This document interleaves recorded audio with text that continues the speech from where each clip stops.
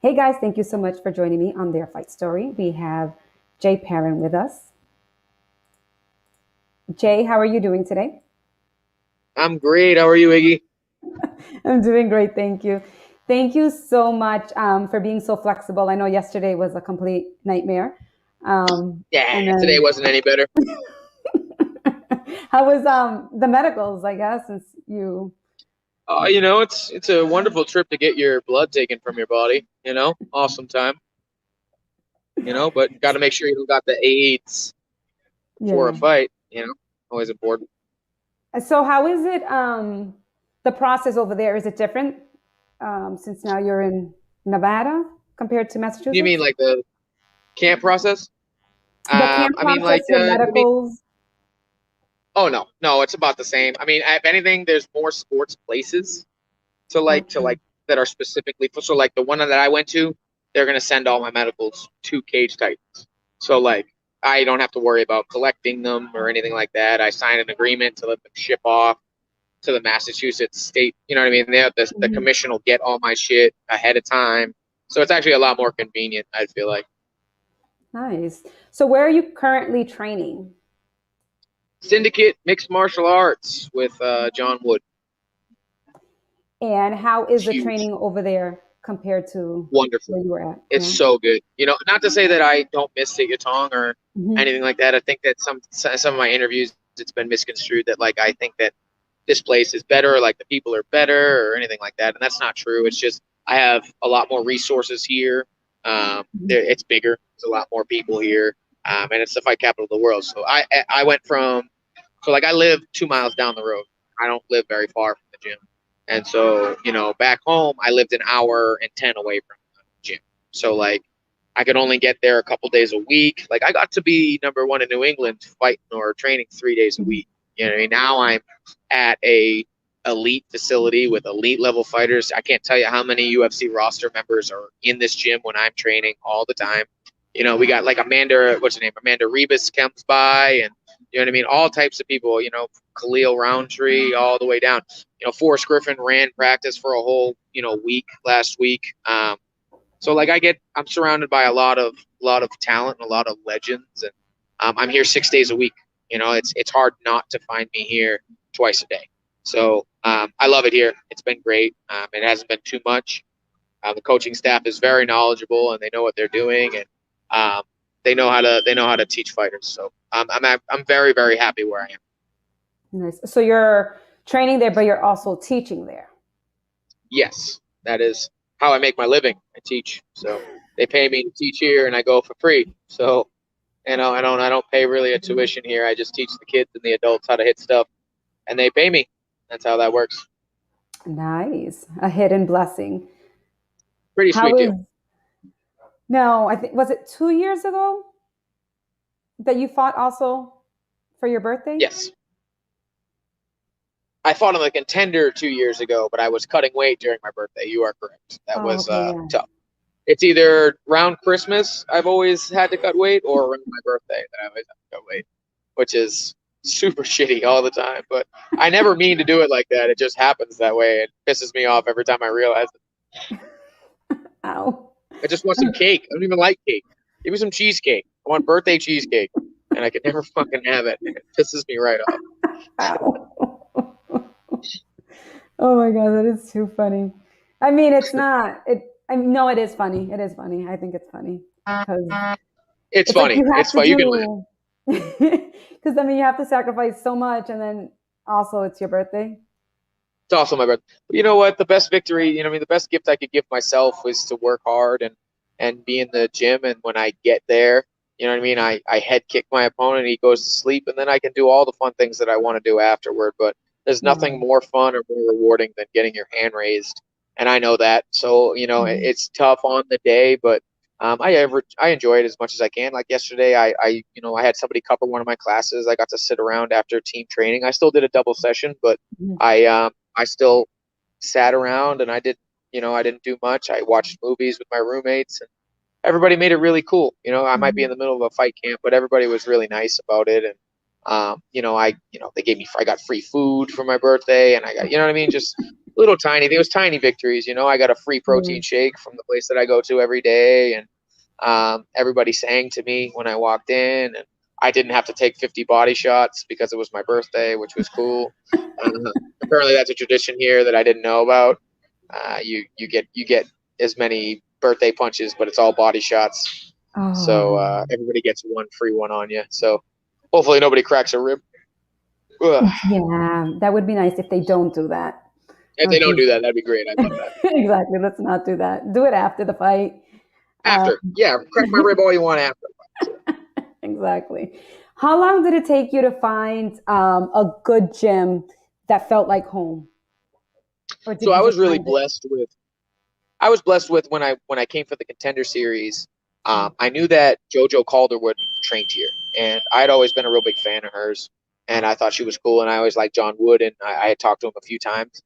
I actually knew Chris Curtis before I mhm, moved out here, or before I went to the Contender Series, and so we came over here to visit, and I hooked up with Shane and Jerry Shapiro, and we all just kind of clicked. You know what I mean? For that couple weeks that I was there, and then I ended up coming back and just coming back here. And the chemistry is such that like I have so many talented people around me, and we all mesh really well. So as much as talent matters always in the room, your chemistry in the building mhm, also matters. You know what I mean? So I think that if you don't have a coach that you connect with in any way, or you just don't know him, or you know what I mean, you might be in the room but you never talk to your coach or anything like that, you're never going to be as successful as you want. And Coach John has been, he's like a friend, you know what I mean, like he's a friend of mine. It's not like he's just my coach. I respect him and I admire mhm, him for all of his knowledge, but he's also somebody, like, I'll give you an example. One day I was just having a bad day early in camp. I was just not in it. There was just some personal stuff going on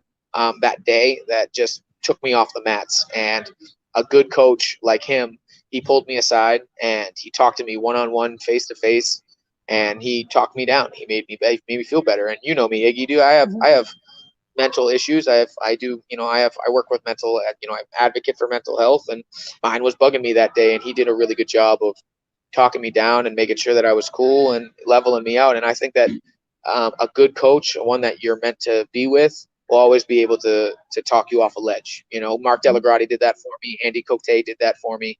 Um, so did John. So I'm very blessed to have a coach that doesn't just, isn't just good with the X's and O's. He's good with interpersonal relationships and knowing his fighters individually and what they need and their styles and how they can be successful. And he's dedicated to that. He's here every day, every single day. He's here at 8 o'clock in the morning, and he doesn't leave until 3 o'clock in the afternoon. And sometimes he's here at night. He was just here um, doing 4 or 5 people's pad work himself. He works just as hard as the fighters do. And um, that's just something that is very admirable and something that I respect, that my coach puts in as much work as I do. And that makes me want to fight for him. How has all this process affected you? Like the whole COVID, the whole move.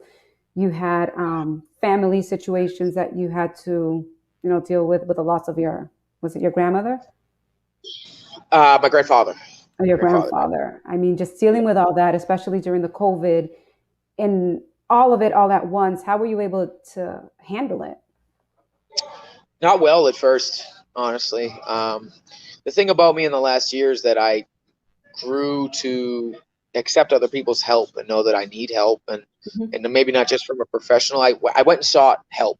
I got mhm, help from a therapist that I still talk to almost every day. Even if it's not for a whole hour session, we just check mhm, in, and I do the things that you hear about all the time. I journal every day. I did it this morning. I talk about the way when I feel a certain way, I write it down and I mhm. talk about it and things like that. It was really hard for me at first, but to accept that I have a lot of feelings that I have to sort through, and um, it really, really it's been very helpful to keep myself in check doing all those things. So it was really hard at first. Yeah, I can't admit, I can admit that there's several times where I thought about, when I couldn't get an opponent or I didn't think anything was going to Mhm. happen, or if the move was going to work out. I thought about, it might be over for me. I might be done. And I'm getting up there, and I want to live my life. You know what I mean? I wanted to live my life at one point, and it makes you sad when you can't do the thing that you love the most. on top of all of the strife that you face in your personal life. And every fighter at one point or another wonders what the fuck they're doing. Why are we Mhm. doing this? Because this sport takes more than it gives. And Mhm. with the circumstances surrounding me, it was very, very hard. But I found the other side of that. I removed a lot of toxic people from my life. Maybe they're not toxic in general, but just people that were very draining on me. Mhm. And from afar away. And I think the move was the best thing for me. I didn't find anything that was good for me back home, so I left. It was time for me to go, and I recognized that, and it took a lot of bravery for me to do that. I almost didn't go. I remember the day before Mm. Yeah. crying to my mom, going, "I'm not going.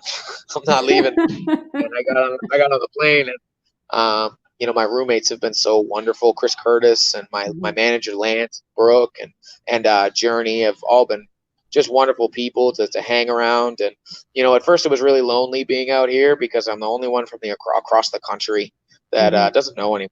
And my team really embraced me. From the Shapiros to John to JoJo Calderwood, like we're homies. That's my homie. Mhm. Um, I love everybody here, and they embraced me, and they know that I work hard, and that really made it a lot easier for me to be out here, was to not be so alone. And how does it feel to actually get the call and be like, "Hey, do you want to fight back home?" The only thing I'm disappointed about is that it's not for my belt. So I had 3 or 4 people that were top guys, and I hate talking shit when I'm doing interviews with you, but I had top guys be pitched my name. I know it. I have the screenshots. We all know what happened with a certain somebody, um,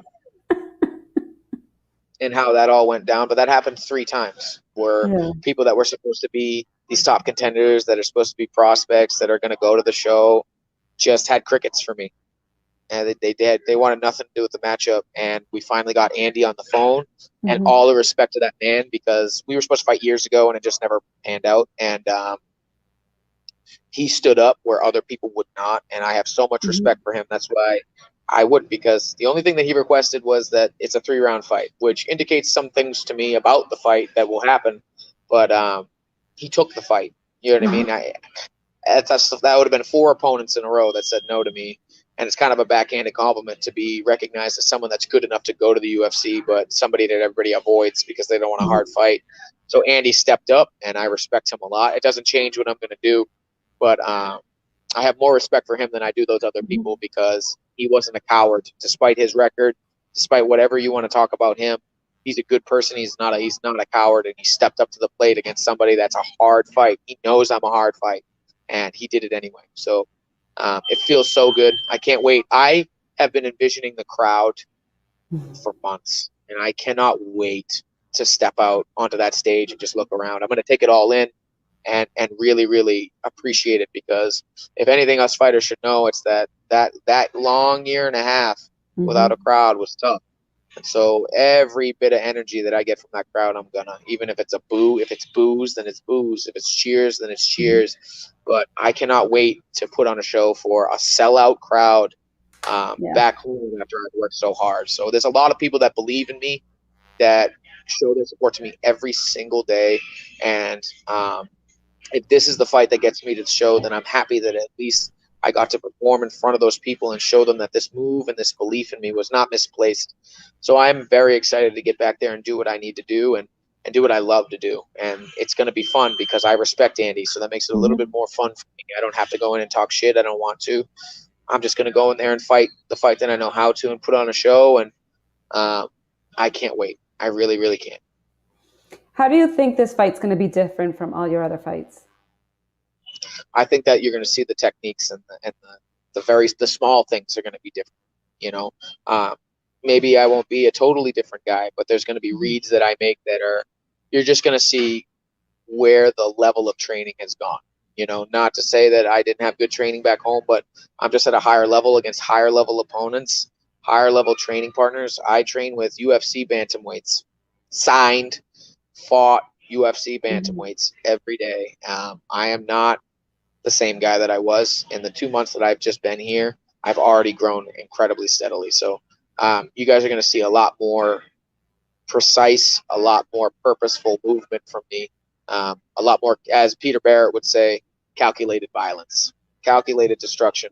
Everything I do will have a purpose to it, and every punch I throw will land, and when it does, will have intent behind it. So, I've just been completing my whole all-around game. I do wrestling and striking in the morning. I do jiu-jitsu at night. I teach Muay Thai at the same time. My whole life has been martial arts for the past 2.5 months. My whole life. That's all I do every day is be surrounded by martial arts, jiu-jitsu, wrestling, MMA, Mm-hmm. all of it, judo, all of it. And I get to pick the minds of legends and stars every other day. And Frank Mir's my friend.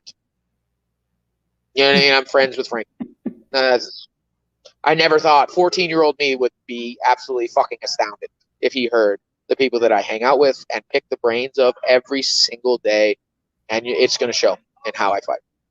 So I can't wait to show that. I can't wait to show all of the knowledge that I've been able to absorb in the last 2 months. That's what you're going to notice, is that I'm a much more cerebral fighter than I was. And I'm going to put it all together. Mm-hmm. I mean, what people don't understand is sometimes you have to move away from your surroundings in order to grow, because Yep. you have all these Yep. great people that you were training with here, in Yep. New England, but you guys knew each other day in and day out. You knew all the techniques, all the moves, what they're thinking, what they're All of it. doing. So you've reached everything that you can. I mean, unless somebody new came in to test you out. And yep. When I got, and I said I was the best in the room in one of my interviews. This one guy, this one troll online that keeps telling me that I'm a fucking asshole, even though I'm not gonna get into it. It's literally a South Shore person who's salty, but I don't know who it is. I don't know who it is. They can have an autograph if they'd like, but that I said I was the best in the room, and that meant that I thought that I was better than everybody at Sit Your Tongue, and that's just not the truth. There are people that are better than me there. It's just that when you hang around people that you train with them every day, you learn their tendencies. Are you getting better, or are you getting better against them? You know what I mean? Do you know how to fight them, or do you know how to fight better? Yeah. And there weren't as many options at the time during COVID. I was teaching more than I was training, and I want to teach. That's absolutely what I want to do. Me and Crew Mark have a plan for me after I'm done my tenure as a fighter. I'm going to take over. I'm going to open my own gym, and I'm going to teach and coach and manage my own fight team. That's my plan for after. But I'm not there yet, and that was a thing that I had to decide. I decided that I wanted to be in a bigger room with bigger fish. I'm a big fish in a little pond in New England. Now I'm a medium fish in a big ocean, and that makes me, it excites me every day to get up and know that I might not get the better of everybody every day. As I might get frustrated, and I love that shit. I love the fact that I'm going to wake up one day and I might get my fucking ass kicked at training. Absolutely get my ass kicked, but I know that I learned something from it. I grew from that somehow. Some dude just tapped me 4 times in a round. You know what I mean? And that's fine. That means that I have more to wake up and aspire to. So my perspective of things has changed. I want the hard work. I want to get beat up. I want to know that there's things that I can do better. And I have since I've been here. So as a martial artist, sometimes, and as a person, how many people from New England that just specifically from New England, that stay in their hometowns their whole fucking lives, Iggy. They never leave, and they never experience a different culture, and they're close-minded because of it. The culture out here is incredibly different from New England. Incredibly, much more laid back, much more less tense. People are a lot more laid back and understanding, and you notice it immediately, and it's good to just have a different perspective of the world sometimes and not go past the same streets and deal with the same shit and the same people. And if I love everybody that I know and everybody close to my heart back home, but they're doing the same shit they've been doing.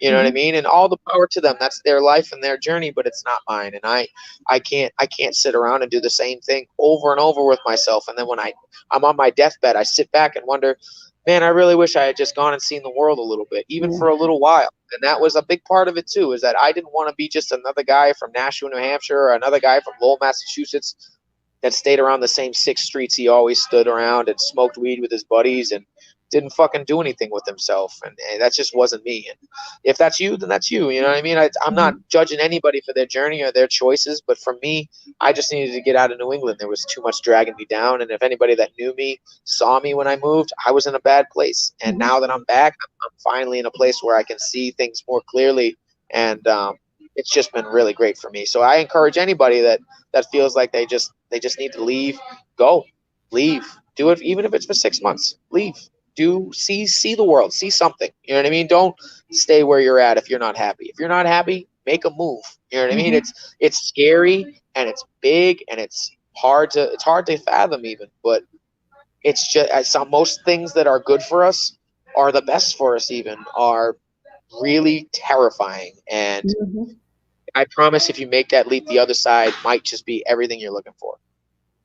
Yeah, I've learned through the years and through experience and just life in general that a lot of people are so afraid of certain things that they're hindering their growth. They're doing so much, but the moment they actually face their fear, they don't understand that there's something else after fear, and that's freedom. Because Bravery isn't the absence of fear, Iggy. You know that. It's yeah, not the absence of fear. It's the ability to stand there and realize that this hmm will not beat me. I will not let this conquer me. And hmm I'm scared all the time, man. It's not like I'm a fearless person. I get scared. I get scared of ordering pizza. You know what I mean? Ordering pizza gives me anxiety. Swear to God, on everything I love. I can why? be Because half you're naked gonna get in the front of wrong hundreds order. or thousands of people. Swear to God, pick up or delivery. Click. That's it. Hang up the phone. I swear to God, it's a real thing. I have other people order my pizza for me. Uh, but it's like I said, like you said, on the other side of that fear is something Hmm. wonderful. It could be something so. And if it's not, guess what, man? You go all you're gonna do is start back where you were to begin with. You can just go back to square one. Everything's okay, you know, unless you die, which is, if you're Hmm. making decisions that lead you there, that's a different discussion. But most of the things that we create in our minds that make us scared are our minds making it worse than it is. If you think about Hmm. fighters, right? Getting punched in the face sucks, but it's Yeah. not near as bad as the thought of getting punched in the face because everybody thinks they're made of glass. And once you Yeah. realize that you're not made of glass, you learn so much about yourself. You're totally sturdy. You can do anything you want to if you just say, I refuse to take a back step here. I refuse to give any ground to this. And again, it's not like I don't get scared of things. I get scared all the Hmm. time, and I do. It's just that I refuse to cower over something. I know that at the end of my life, I'm going to question things, and I want the answers to always be something that I'm proud of. And in order to do that, you have to get past that fear. You have to sit there and say, I refuse to let this kill me. And that's it. Just don't be killed by your own fear. Yeah, you did that. You took that leap, you took that step, and now you're in the West Coast doing what you need to do to Yep. break every single obstacle that was presented to you, and you're going to overcome it. And now you can help somebody else. You can help another fighter who's going through that, who is in this little town and just doesn't know what to do and is afraid to leave, because if you leave, then you're turning your back on your family or your friends. But it's not That's about that. It's stupid. about growing. It's about everybody has their individual journey. And Yep. if you want to reach your best, you need to do what you need to do to get there, Precisely. not what's best for somebody else. Like you said, you're the best in the room, but it's your best version of you. It doesn't really matter Yep. what anybody else thinks. It's the best version of you. Yep. Who At cares the what end of the day, anybody man, else it's your thinks? life. Yeah. It's your life. It's your career. It's not anybody else's. Nobody stands in that cage but you. Nobody stands in front of the obstacles you do but you. So you have to make the decision. It shouldn't matter how other people feel. And if you make a decision that you think is genuinely good for you and people disapprove of it because it's good for you, then those people aren't looking out for your best interests. At Hmm. the end of the day, if you tell me, hey, this makes me happy, people don't encourage you to do it, those aren't your people. That's not Yeah. your people. You know what I mean? Those aren't, and you don't need them then. You know what I mean? I have people back home that call me all the time, talk to me every day, even though I've been gone 2 months. There are people that said they cared about me that stopped talking to me after 5 days. You know what I mean? Those Wow. people didn't Yeah. want me. Those people don't care about me. And those were the first people to tell me that they would call me every day, this and that. I don't have everybody call, but I have people that check in. Every single Hmm. fight card that there's been, my friends have FaceTimed me and said, what do you think about this fight? What do you think about this fight? Oh my God, I can't wait. This and that. Those people encouraged me. They told me, hey, man, we're going to miss you, but get the fuck out of here. You don't need to Yeah. be here anymore. We know you're miserable. We know that you're not happy here. Then go. You know what I mean? Go. And we wish you the best, and we'll always be here. And those are my people, and I love them. And I know that what I'm doing is making them proud, and that keeps me going. But if I can give any advice to anybody, if you got people that are saying they're in your corner, that are telling you that the things you want to make yourself happy aren't good enough, then get rid of those fucking people, man. Those people aren't for you. Those people are for themselves. And the only reason they're telling you can't do it is because they don't have the courage to do it themselves. Mm-hmm. And you can't let other people's baggage tie you down, man. Your life is your own. Your journey is your own. And the only person that can pull the trigger is you. And you don't want to sit back at the end of your life when you're dying on your deathbed with your family or Mm-hmm. whoever's surrounded around you going, man, I really wish I had just done this. Because that is going to be the worst moment of your life. And for me, I refuse to do that. I refuse to be a man full of regret. And even if I fail, I don't care if I fail. If I Mm-hmm. fail, I know at the very end of my life or at the end of this, I did everything I could to secure my own happiness. I did everything I could. And if I fail, then I fail. But I tried, and that's more than most people can ever say. No one can ever take all the accomplishments I've taken, I've achieved from me because I did them and I chose them and I worked hard for them. And I'm okay with that. I'm okay as long as I know that I did my best. And you should too. Don't give anything other than your best, and you'll feel fine about it, even in failure. Yeah. And that's the thing. A lot of people are stuck in their own views. They think if you don't do something like, okay, just say if you don't do something the way I do it, then you're wrong. But I can't do what you do because I'm not even close to being where you're at, fighting or anything like that.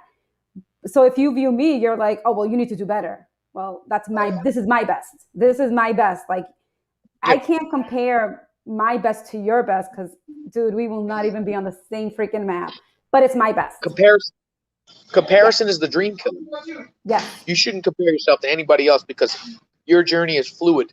You know what I mean? Mm-hmm. Like my journey is different than yours, Iggy. You know what I mean? Like your fate is going to be different than mine, and how I learn Mm-hmm. is going to be different than how you learn. And Yeah. I teach my students that nobody is going to learn the same way. That's why, as a Exactly. teacher, I'm like, go see the other coaches.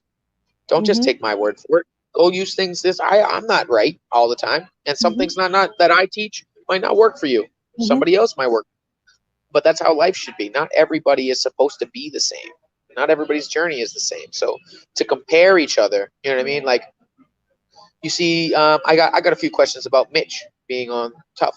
You know what I mean? And how, someone came at me like, "Oh, I bet you you're jealous of Mitch."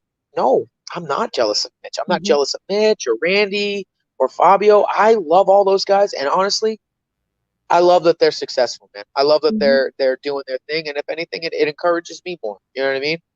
You shouldn't compare your own journey because mine's when I get there, it'll be all the more special because I worked so Mm-hmm. hard for it, and I know what I did to get there. And if I don't, then I don't, man. That's okay. I'm okay with that. And some people have a hard time with that security, but I have no hate in my heart for anybody that's finding their success. None at all, because it's got nothing to do with me. It has nothing to Mm-hmm. do with me at all. I've done what I've done, and they've done what they've done, and I hope they continue to do well. You know what I mean? I'm not going to sit here and be like, well, yeah, well, whatever. Yeah, Mitch got there, but that doesn't work that way, and it Yeah. doesn't make anything better. It doesn't make you more successful. It doesn't make you better than them. It doesn't. It doesn't. It doesn't. You know what I mean? It just doesn't. So I encourage all of that. I love watching people succeed. I do not Mm-hmm. compare myself to anybody else but myself because I'm the only person at the end of the day that I have to beat, not anybody else. So, all those people that are successful right now, if you think for one iota, not them, but if anybody thinks for one iota of a second that I'm jealous of Mitch or Randy or Fabio or any of them, you're so wrong. I love, absolutely adore that they're getting the recognition they deserve because Mm-hmm. they deserve it. They earned those things. I haven't. I haven't earned those things yet, and that's okay because that's my journey. My journey is mine and theirs is theirs, and I'm proud of every one of them, and I hope that they continue to have success because it represents us with New Englanders even more. You know what I mean? So Mm-hmm. I'll never compare myself to anybody else's success because that'll just drag you down. It has nothing to do with me. So I wish all those people the best, and I hope that they continue to have their success and represent us well, and when it's my turn to get the call, I will represent us exactly the same way, the best of Mm-hmm. my ability. And you know what? When you get that call, you're not only going to be prepared physically, but you're going to be mentally prepared. Because some Mm-hmm. people, not the ones you've mentioned, but there have been other fighters that aren't mentally prepared for it. they're physically maybe, they Mhm. have the athleticism, but they're not mentally prepared. So when they get presented with that situation, they freeze because they were never Absolutely. really ready. So they could have They all didn't the prepare talent their in the mind. world. Yep. You can have all the talent in the world, but if you don't have discipline in your mind, Mm-hmm. you don't got nothing. Mike Tyson said that. If you don't have discipline, you're nobody. You don't got Mm-hmm. nothing. Get up here. Listen, the training camp, the first half of it is getting your body ready. The second half is getting your mind ready for you go into battle, to do all those things, to do the things that you prepared for. And I know people with all the ability in the world, all the ability in the world, people that whoop my ass in the Mm-hmm. gym, but on fight day, they're just not there.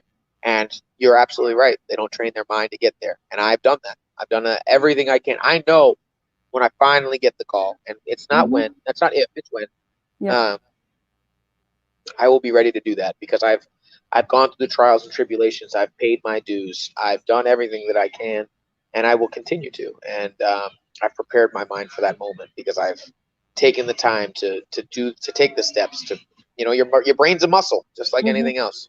You got to be able to sort through all the hard shit in order to get through what you need. So you're absolutely correct, and I encourage everybody, especially fighters. Remember, the Mm-hmm. mental side of this is just as important, if not more important, than the physical side. So don't forget, this and this are what matter. You know what I mean? And if you can't tap into both those things when we're fighting, you're going to be in for a long haul in this business. Because like I said before, this business takes more than it gives, and it's very trying. If you followed my career at all, the trials, Mm-hmm. that I've been through, the ups and the downs, a lot of people would quit, and it takes a lot of perseverance to do that. So if you're not ready to put everything on the line in your head, or to get into that mode to do that, or be able to take those things, then you're never going to make it in this business. So remember that this is just as important as anything else. Yeah, it's very important as well as having the right people in your corner Very, very true. Your because support system is very, very important. yeah. Sorry, So I'm eating on my thing. I only got a half hour, so I got to eat.